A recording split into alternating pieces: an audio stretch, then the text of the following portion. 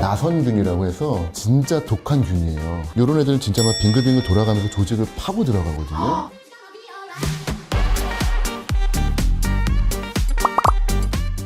네, 안녕하세요. 우리 매정내야 가족 여러분, 메아리들 잘 지내고 계시죠? 네, 오복이라는 말 있잖아요. 뭐 장수와 자손과 부와 건강과 이런 여러 가지 복이 있는데 또 하나 복이 굉장히 중요하지 않을까 생각해요. 뭐 어떻게 하면 좀 건강한 우리가 치아를 가질 수 있을까 여러분께 정보를 좀 드리고자 합니다. 근데 이분은요 연대 치의학 박사시고요, 임플란트계 노벨상, 동양인 최초로 수상하신 우리 정철 교수님을 소개하겠습니다. 네, 어서 오세요. 네, 감사합니다. 네, 반갑습니다. 안녕하세요. 네. 좀 더 제가 소개를 자세히 드릴 수 있는데 네.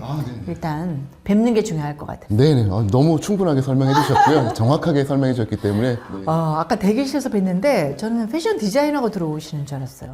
왜 그러십니까? 아니, 의사 선생님은 모델분께서, 나중에 오시나? 이렇게 제가 여쭤보려고. 전담 뭐 패션 디자이너신가 했는데 이분이 아닙니다. 바로 아닙니다. 박정철 치의학 아유, 박사님이십니다. 아니 근데 진짜 제가 나이는 잘 모르지만 네네. 가늠할 수가 없어요. 젊게 살려고 되게 노력을 하고 있고요. 사실은 오늘 그 비밀을 좀 알려드리고자 하는데, 이 작은 요 칫솔 안에 비밀이 숨어 있어서 요거를 좀 오늘 설명을 드릴까 합니다. 네. 네. 치주 질환부터 네. 우리가 이야기를 좀 나눠야 될 것 같은데 네네. 치주 질환하면 어떤 게 있나요? 치주를 뭔지를 좀 설명을 드려야 되는데, 치주가 잇몸이란 뜻이거든요. 한자로 보면 이렇게 치아의 주위에 있는 조직이다 해서 그거를 줄여서 치아 주위 조직이에요. 그러니까 한마디로 잇몸으로 이해하면 맞습니다. 되는 거죠? 잇몸 안에는 살도 있고요, 뼈도 있고, 인대도 있고, 혈관도 있고. 치주 쪽에 문제가 생기면은 그거를 치주 질환이라고 표현을 하는데, 치주 질환이 뭔가요? 라고 했을 때 가장 직관적인 그 설명이, 혹시 아나운서님 그런 경험이 있으신가요? 어릴 때 손톱 옆에 염증 생겨가지고 좀. 생손이라고 하잖아요. 맞습니다. 예. 손톱을 자세히 보면은 손톱이 되게 딱딱한 조직인데 네. 몸 안으로 이렇게 파고 들어와 있어요. 그리고 깨끗하게 거기가 청소가 안 되면은 염증도 생기거든요.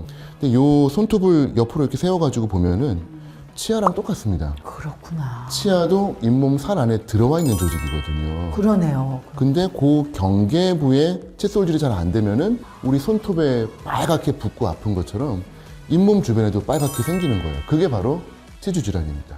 네, 잇몸 자주 발갛게 돼요. 근데 참으셨죠? 그냥 넘겨요. 그게 너무 속상한 게, 그리고 뭐 주무시거나 뭐 대충 그렇게 버티시는 경우 너무 많은데, 맞아요.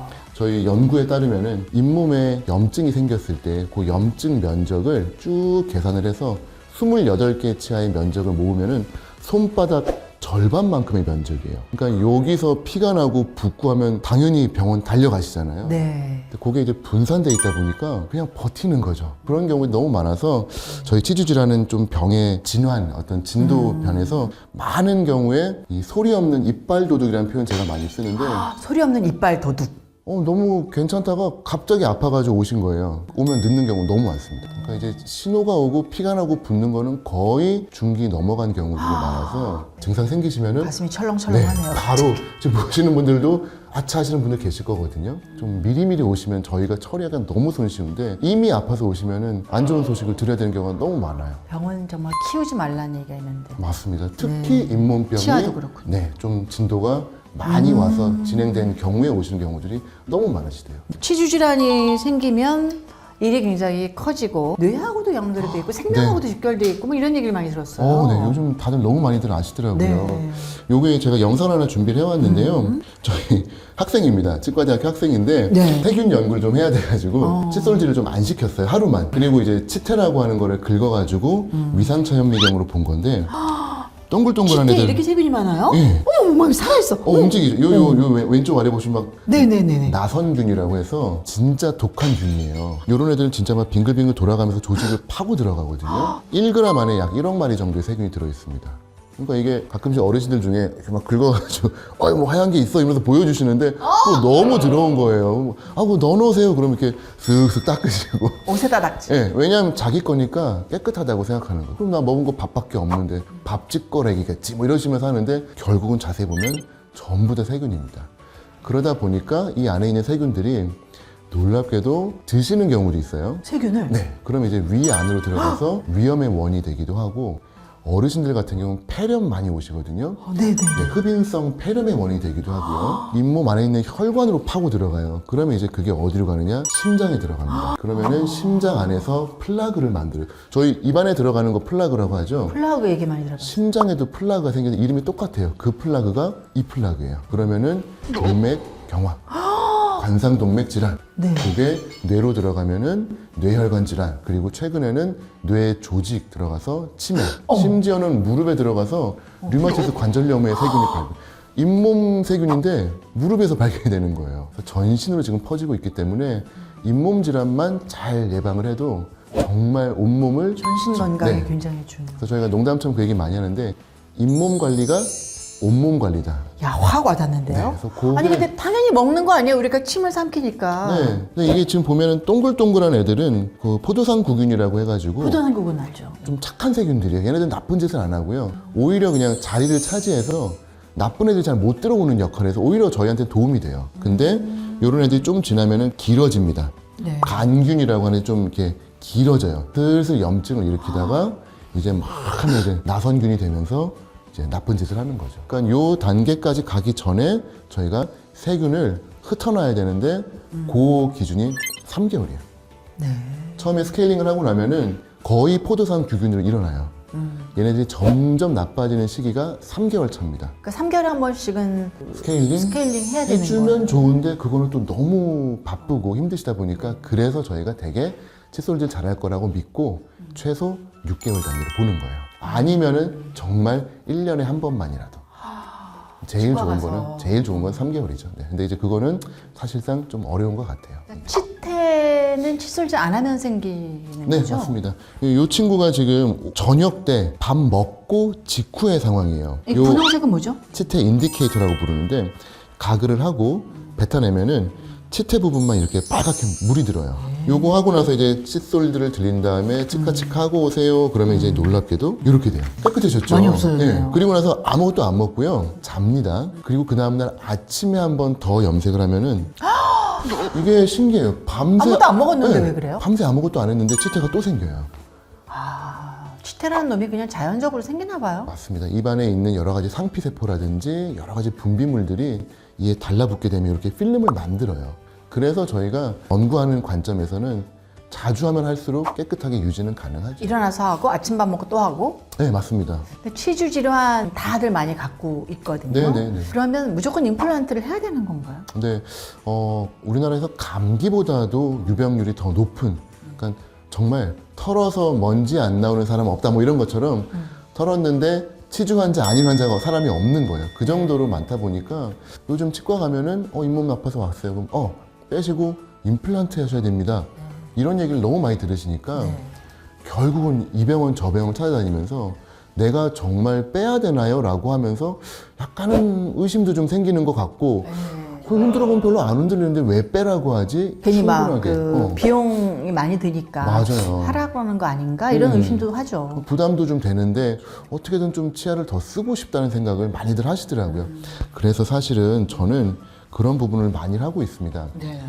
치아를 빼기 전에 한 번만이라도 자기 차를 좀 더 살려가지고 기회를 좀 주자. 그리고 괜찮게 잘 쓸 수 있다면 사실은 그게 최고인 거고 네. 언젠가는 임플란트로 가더라도 저는 시간을 좀 벌어드려요. 굉장히 양심적인 의사. 저는 네 아. 그래서 양심을 떠나서 환자분들에게 그냥 소원을 들어드리는 거예요. 임플란트로 가야 되는 걸 아세요. 이거 흔들리고 아파요. 근데 나 좀 더 쓰게 해주세요.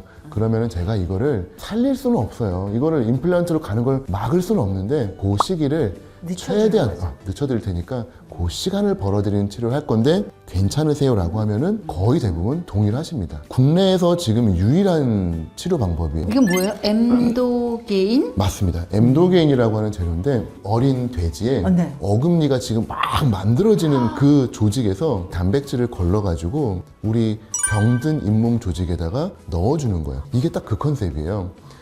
어떤 성분일지 모르겠지만 수많은 단백질들이 있는데 뿌리를 만들고 잇몸을 만드는 단백질이면 분명히 병든 조직에 넣어주면 재생에 도움이 되지 않을까 했는데 재생이 되는 거예요. 치료도 별로 어렵지 않아요. 잇몸 조금만 열고요. 깨끗하게 청소하고 제가 핫도그를 갖고 왔는데 왜 핫도그예요? 핫도그에 저희 케찹 발라 네. 먹잖아요. 그냥 케찹 바르듯이 이렇게 발라주고 네. 조심스럽게 꼬매주면은 끝입니다. 네. 10분에서 한 15분 끝났어요. 네, 가세요. 그럼 이제 그때부터 저는 기다리는 거예요. 한 1년 정도 되는 시점에서 보면은 뼈가 올라온 게 보여요. 위에 쪽은 엑스레이고 아래쪽은 임상 사진이에요. 이분은 기준상으로는 빼야 되는 치아입니다. 이 하얀 게 뼈인데 엑스레이상에서 치아를 잡아주고 있는 뼈가 거의 없습니다. 그러면 도와드려야 되잖아요. 도와드릴 수 있는 거의 유일한 방법이 엠도게인을 이용한 재생 방법인데 보시면 여기 하얀 뼈들이 1년 뒤에 차고 올라왔어요. 거의 한 80%까지 뼈가 올라왔고 아직까지는 임플란트로 안 넘어갔습니다. 다행히도. 스케일링부터가 이제 어떤 치아 관리의 출발인 것 같거든요. 네네네. 스케일링은 요즘 보험이 되는 것 같아요. 그럼요. 1년에 한 번. 네, 한 번. 역시 나라에서 국민건강보험으로 1년에 한 번은 스케일링이 보험이 돼서 거의 엑스레이까지 찍으면은 10,000원에서 한 20,000원 정도니까 저는 주로 그렇게 설명드려요. 생일날 와서 나라에서 주는 선물 챙겨가라. 이거 안 받으면 그냥 사라지는 거거든요. 1년에 한 번 스케일링, 잇몸 건강도 하시고 내 생일도 좀 기억하시고 그러면 얼마나 좋을까. 스케일링은 한 번 갖고 안 되지 않아요? 1년에 한 말씀드린 대로 해야죠. 6개월에 한 번 정도면 좋은데 이게 칫솔질 잘 하시는 분들은 오셨을 때 저희가 그냥 가세요 그래요. 그러니까 칫솔질 잘 하시면은 굳이 스케일링을 또 하지는 않습니다. 그래서 최소 1년에 한 번 필요하면은 2번 정도는 받으시면 좋죠. 1시간 갖고는 지금 너무 부족하기 때문에 네네네. 우리 박전철 교수님을 한 번 더 모셔서 정확하고 친절한 네. 예, 재밌게. 칫솔질 네네. 비롯한 치아 관리에 대해서 들어보는 시간을 갖도록 알겠습니다. 하겠습니다. 네. 우리 매정레아 유튜브 가족 여러분 다 구독하고 지금 보시는 거 맞죠? 예, 조댓구알 좋아요, 댓글, 구독, 알림 설정 꼭 부탁드리면서 다음 시간 기약드릴게요. 고맙습니다.